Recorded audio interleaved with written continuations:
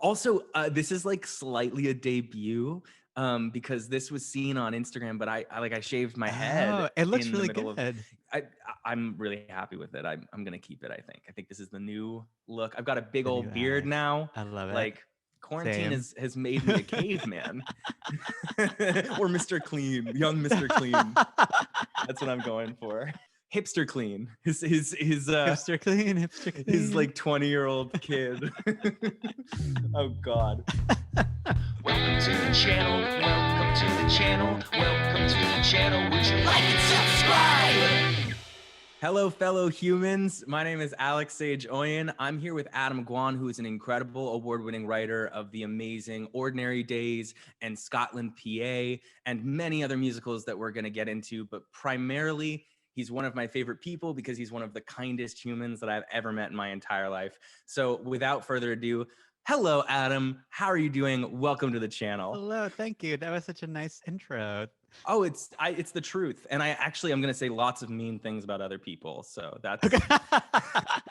it was only for you. Truly. How are you doing today? I'm all right. It's such a nice treat to see you. It's such a good idea to do this during this weird, isolated time. You get to talk to your friends. It's a good excuse to talk to your friends.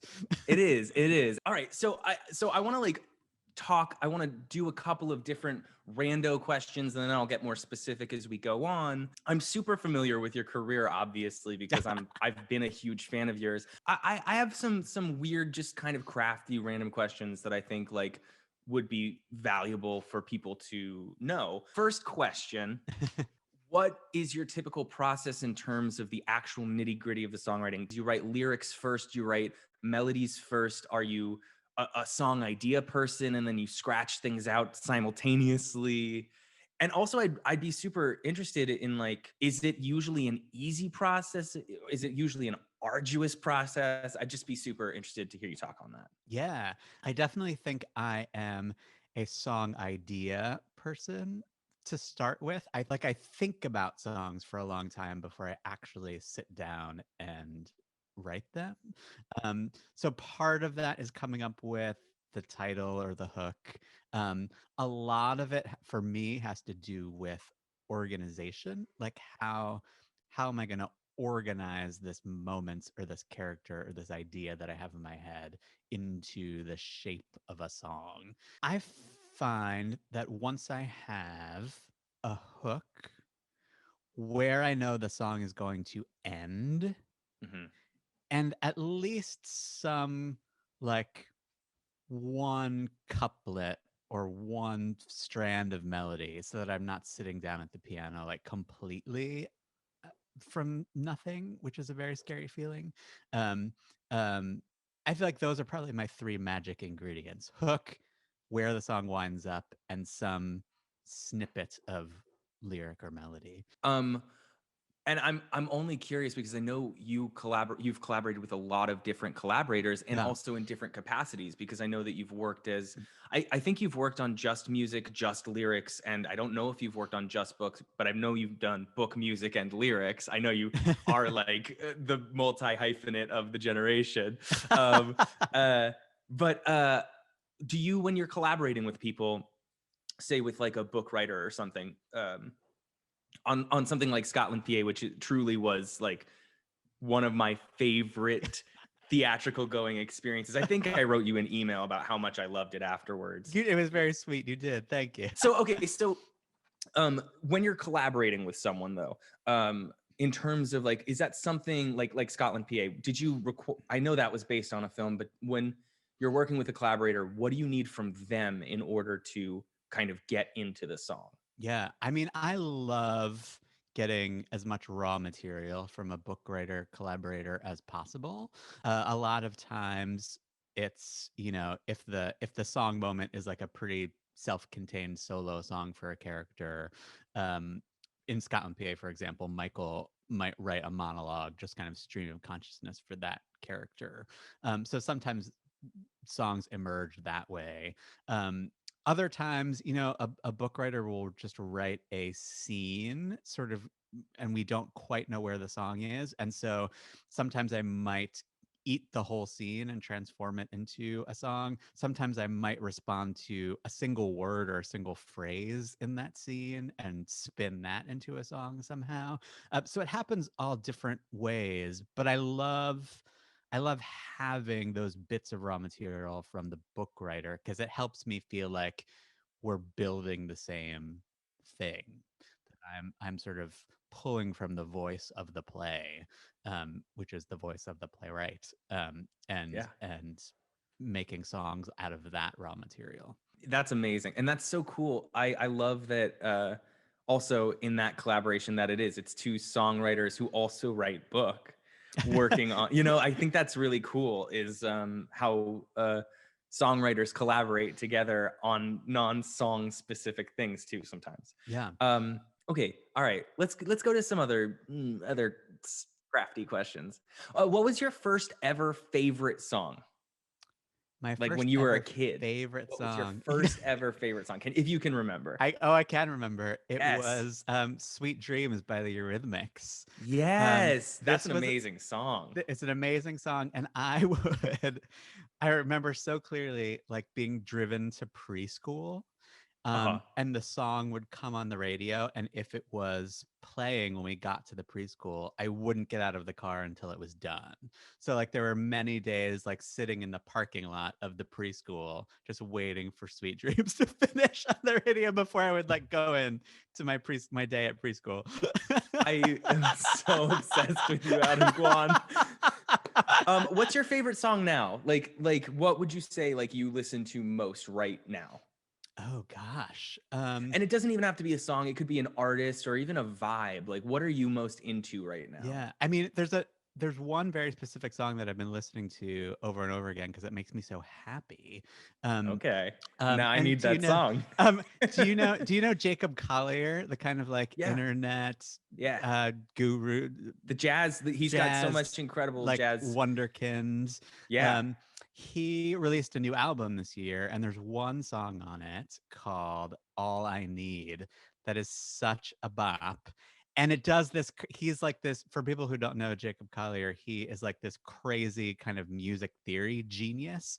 I sort of refer to him as the Gen Z Leonard Bernstein. Like that's what he feels to me. He has this That's like, so good. he has this like incredible, really genuine passion for like really complicated music theory. And so does all these videos where he's like doing these crazy harmonies and rearranging songs and all of this like just bonkers stuff.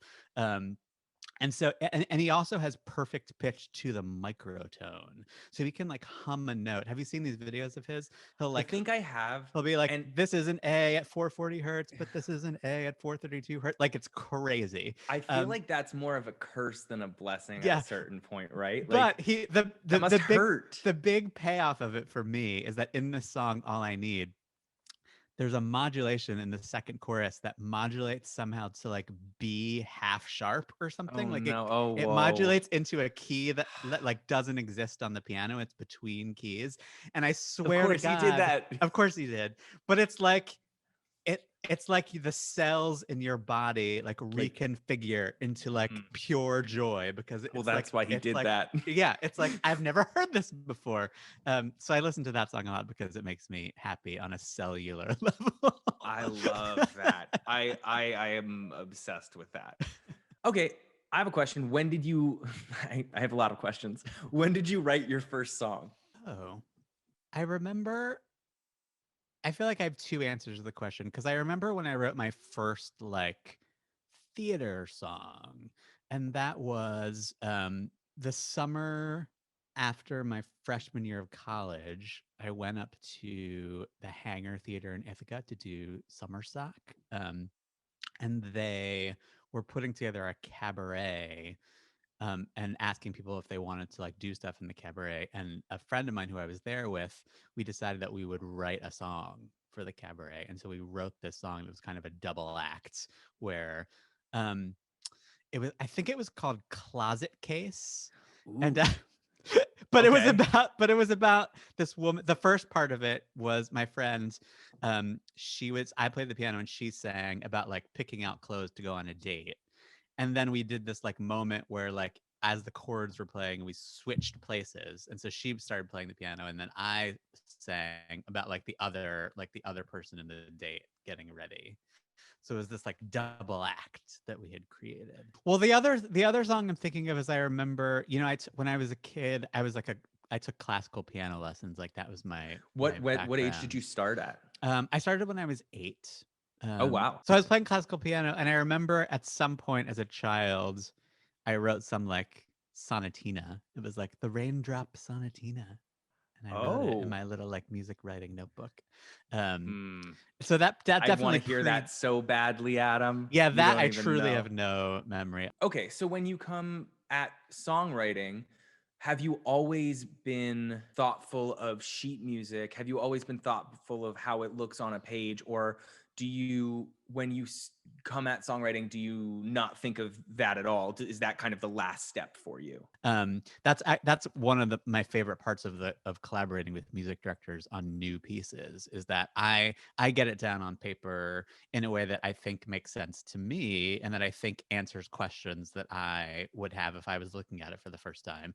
But inevitably, it like there are so many more questions that come from new eyes looking at it who aren't familiar with it at all.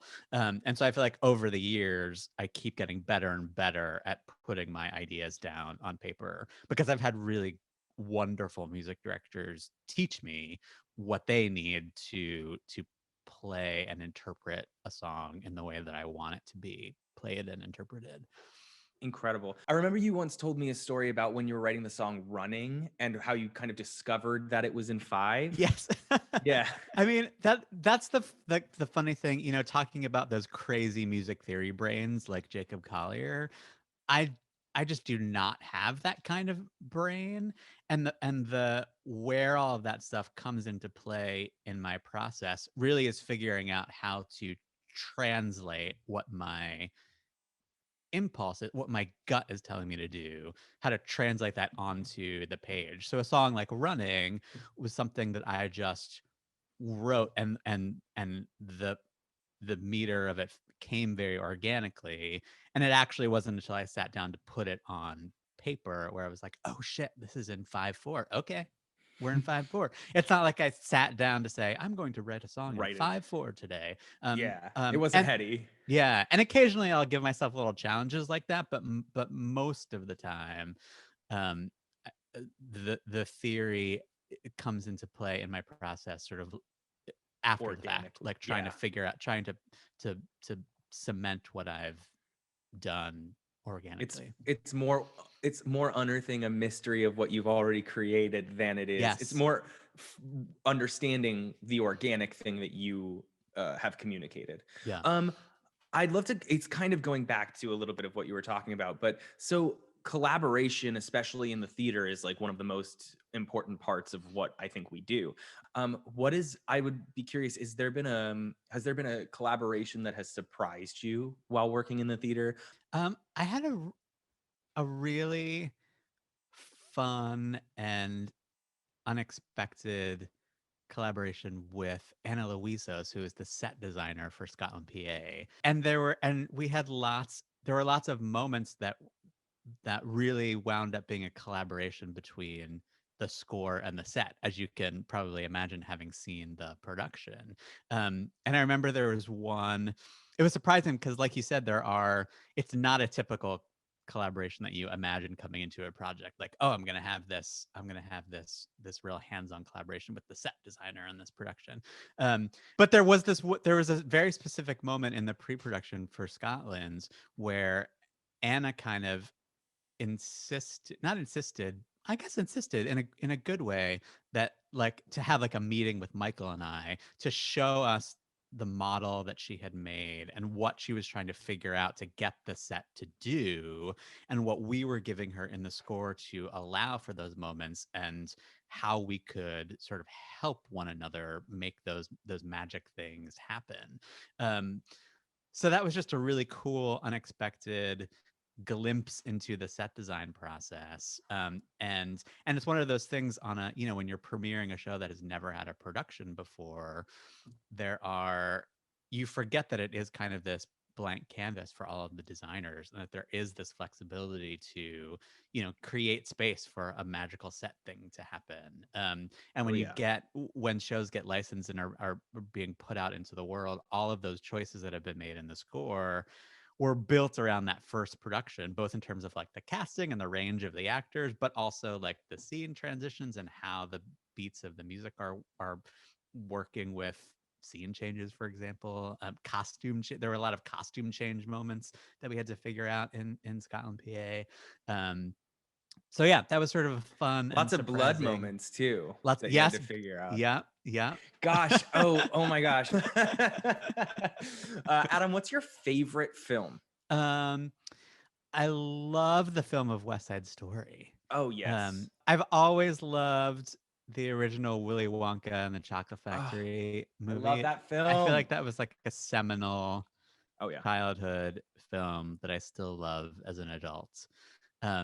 And one that I've loved that I think I watched during the quarantine, I'm pretty sure. Jojo Rabbit. Have you seen this movie? It's so good. It's like, good. I saw it in theaters at the end of last year. Oh, nice. It's like remarkably good. It's so good. Yeah.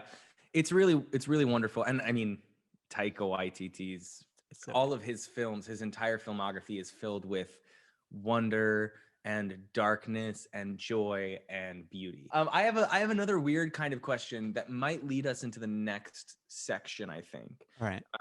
One of the things when I got to the city that I did was I reached out to a lot of songwriters that I really admired and respected.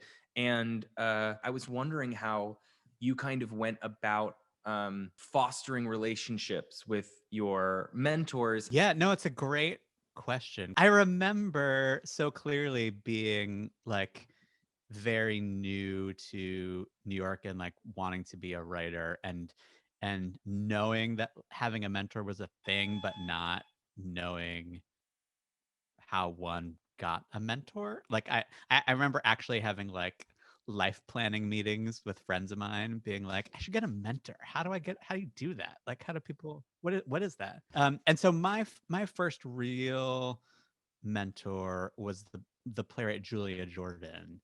And I met her through the New Dramatist Composer Librettist Studio, which is this annual thing that happens at New Dramatists. New Dramatists is this place where all of these awesome playwrights get a 7-year residency. So there are all these playwrights in residence at this place, New Dramatists.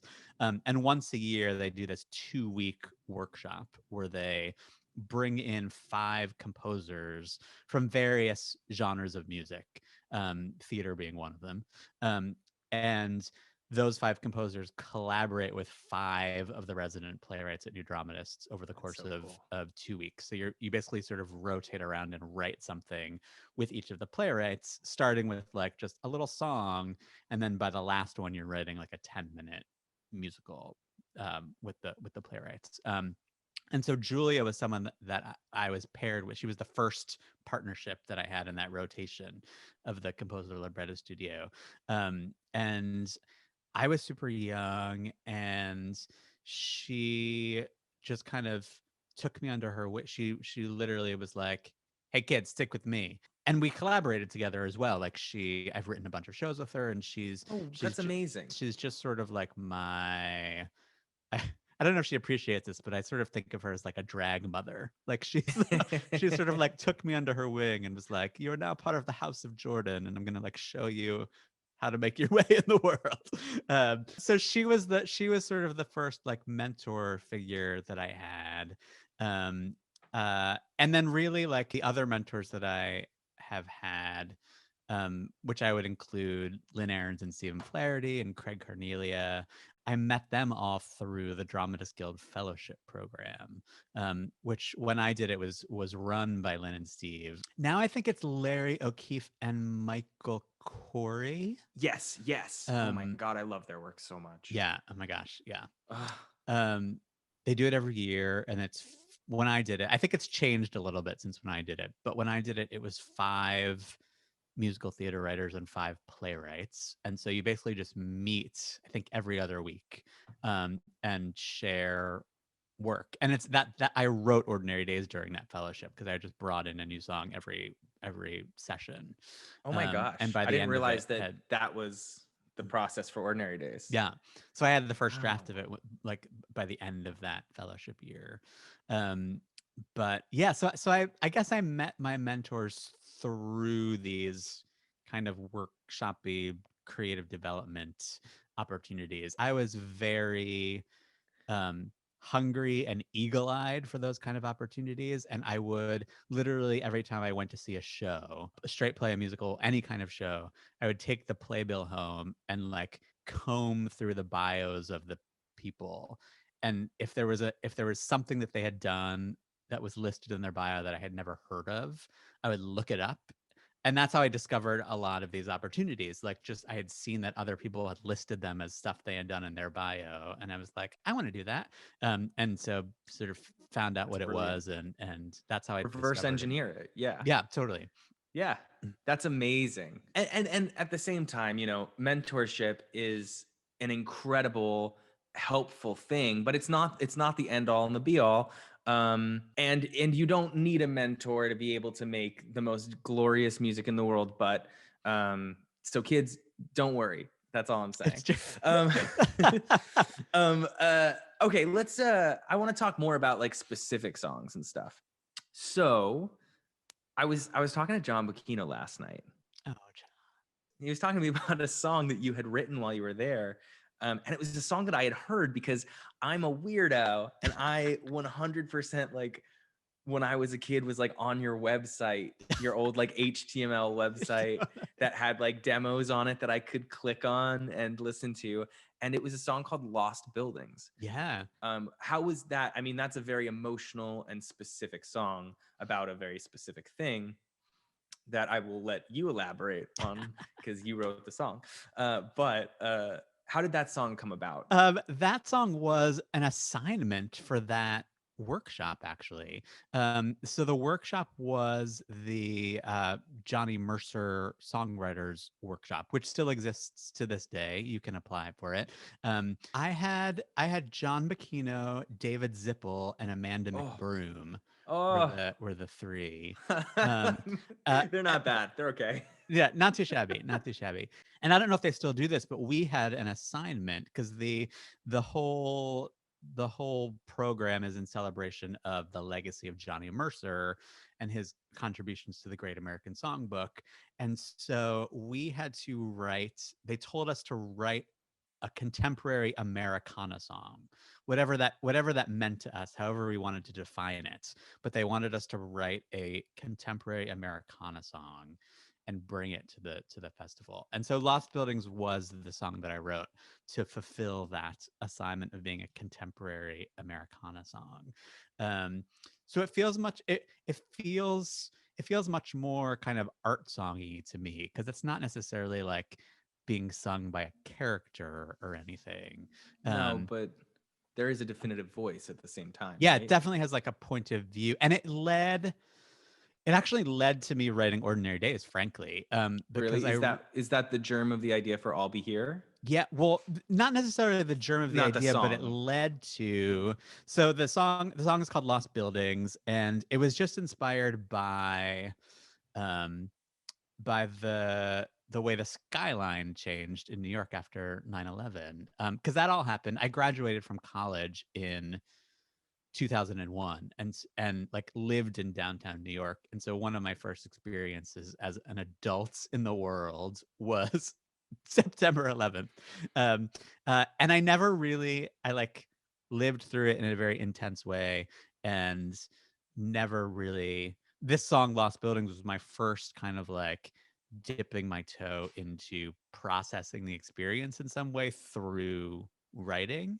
Um, so I wrote that song and people responded to it, and I got, after the Johnny Mercer festival, I got invited to perform it at like memorial events for 9/11. And one of them that I performed it at, there was a woman who came to speak, and I think the event was ultimately a fundraiser for a school or something, and they had lost a bunch of parents in the attacks. Um, and so at this event, this woman gave a keynote speech, and she had lost her husband and was just sort of talking about how she moved on. Not in a bad way, but like how she was coping and processing with this Living. unfathomable loss. Yeah. And that really was the seed for I'll Be Here, like that, hearing that Right. woman's story, which is nothing like the story in the actual song, but like her experience of trying to reconfigure her life after this Her authenticity. yeah. Yeah. Um uh yeah, so that's how that song led to writing Ordinary Days.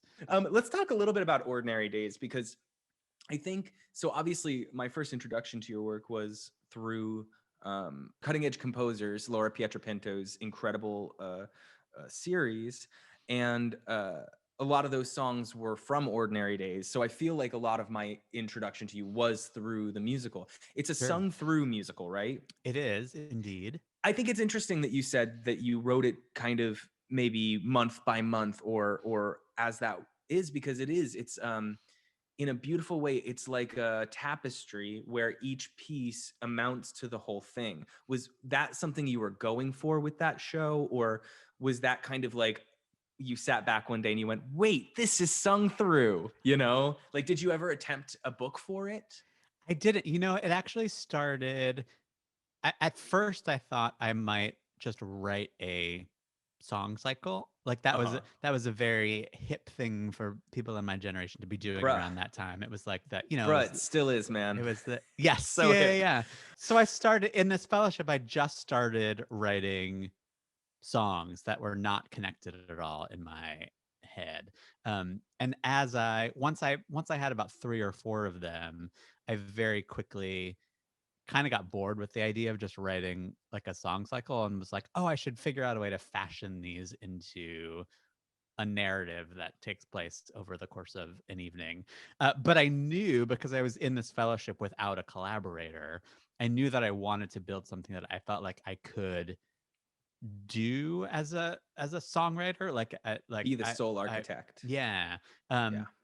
And at a certain point in the writing of it, I hit on the kind of central idea of it, which is that idea that's in the show that you just articulated about sort of like putting together all of these pieces to make a big picture.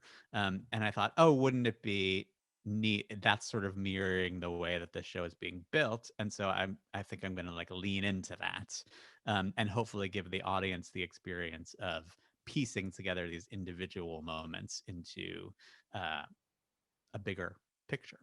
So that was definitely on my mind, not from the very beginning, but Sure. at a certain point in the writing process, that focus for it came into Was play. that the first musical that you had written, or had you already been writing other projects up till that point, and then that became the project? Absolutely, that was the breakthrough. That was the first show of mine to get professionally produced, and that was the one that broke out. But it was in fact the third musical that I had. Wow. So I had written one musical right out of college, all on my own. That was more of a book musical that I did all on my own, called Lulu, which was Ooh. in a sort of riff on the Lulu plays, which are these plays written by the same playwright that wrote the original play of Spring Awakening. He has these Frank other Wedekind? yeah. Yeah. He has these other 2 plays about a femme fatale named Lulu. That was made into Ooh. this sort of iconic Louise Brooks silent movie in the 1920s. Oh, okay. And so I took that, and I remember I got the idea for it because I had read some interview with Bill Finn, and they were like, what do you think would make a good musical? And he was like, I think the Lulu plays would make a really good musical. No one would come to see it, but it would be a good musical. So I was like, okay, I'll try that. So that was the first. You stole your first idea from Bill Finn? So that was the first musical that I wrote. And we did it in like the Fringe Festival and the Nymph Festival. Just like self-produced it in those. And the other one, I collaborated with a playwright on a musical adaptation of Ethan Frome, the Edith Wharton novella, and that one never really got. We did a couple of readings of it, but never really took off. It was sort of like a dark classic love story. So definitely like a historical. It's like a it's a historical piece. Is the music kind of tailored to that? Is it trying to echo the period, or A bit. It definitely had. I mean, it definitely had a contemporary spin to it, but harkened back to a more sort of golden agey kind right? Okay, of cool. sound, because it's sort of a like tragic romance. That's how I would describe Sure. Ethan Frome. It's like a love triangle with one guy trapped in an unhappy marriage and unable to be with the woman that he really loves. Uh-huh. And it doesn't end well for them. It never It does. never does In any of these classic love stories. So that was the second, and then after that is when I started working Started on Ordinary Days. Ordinary Days. Yeah. When did you start working? Because I'm also super curious. What's been really cool to watch as a fan of your work is you do multiple different kinds of adaptations. Scotland, PA is obviously an adaptation of a film. What was your and I just have a couple questions on this. What was your introduction to the film? And when you saw the film, were you like, this is a musical? Yeah, so the Michael Mitnick, who wrote the book to the musical, is the one who introduced me to Oh, okay. the film. I had after Roundabout did Ordinary Days, they commissioned me for another show, and I knew that I wanted to. They couldn't get enough of a good couldn't- thing. couldn't get rid of me. So you wrote them a bloody masterpiece. And so I knew that I wanted to collaborate with a playwright, and so they set me up on 3 blind dates with 3 different playwrights that they thought I might get along with, and one of them was Michael Mitnick. And at our first meeting, we like hit it off immediately, and at that first meeting he threw a bunch of ideas my way. He was like, watch a couple movies that he had on his brain, and Scotland, PA was one that he had been thinking about for a long time. He had known the movie since he was in high school, and just sort of because it's from 2001, right? It's from 2001, and which was a weird year for film in general, because a lot of dark movies came out that were then kind of swept under the rug. I hadn't heard of the movie until I saw the musical, actually. Yeah, and honestly, not a lot of people have. It's funny, when Michael asked me to go watch it, I was able to get like a copy of the DVD for like really cheap on Amazon. And at a certain point during our writing process, it went out of print and suddenly became this sort of rare collector's item. But so Michael told me to go watch the film. He'd been thinking about it for a long time. Just when he saw it as a teenager, thought, oh, this could be a really fun musical, and filed it away. And when he went to grad school and studied with Paula Vogel in her playwriting program, and she teaches a class about adaptation, and brought up Scotland, PA, because it's a really fun adaptation of the Shakespeare play of Macbeth. Yeah, so she sort of like reintroduced the idea to Michael's brain, and then a few years later, when we met, he introduced it to me. And yeah, I just fell in love with it and was like, yeah, I think this could be a really great musical. I loved it's set in 1975 and has this sort of like classic rock vibe to it. The movie does.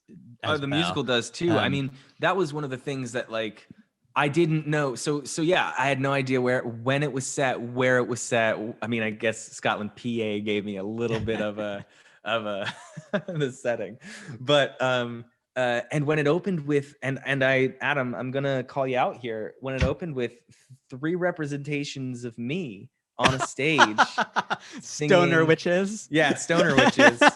3 representation, but they were singing what felt in the perfect way, like a classic 70s rock song that I'd never heard.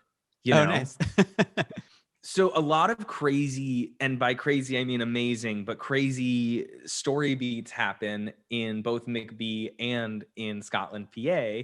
I mean, you put someone through the deep fryer. We see their face after the fact. you get people on the roof with jump in on of Alpha McDonald's. There's a lot of crazy things. What would you say, and crazy in the way where it's like, I'm obsessed. But what would you say was like one of the most difficult moments, or were there any moments in the writing where you were like, yeah, they did this in the movie, but I didn't think we were going to change that for the adaptation, right? Like, was there anything you were like scared of adapting, or was there anything that like, For sure. Yeah. I think the scariest thing for me, and I think the thing that I feel like I never cracked in the production that you saw, was her death, the Lady M equivalent, which in the film happens as sort of part of a montage. Like there's all of this crazy stuff happening, and one of the crazy things is she has just gone totally bonkers, and she's like chain smoking a cigarette. She doesn't say anything. She just like walks into the kitchen. I think in the movie puts on an oven mitt on her arm. Just like puts it on a cutting board and takes that and you just see her kind of like fall on the floor of the movie. And I was like, how are we gonna do that? Like how do you deal with this in right, the musical? was there any significant work that you did while you were in the production to that moment, or have you changed it since? We were lucky enough to have some producers come on board to help try to give the show a further life, now, hopefully, once all of the pandemic is over.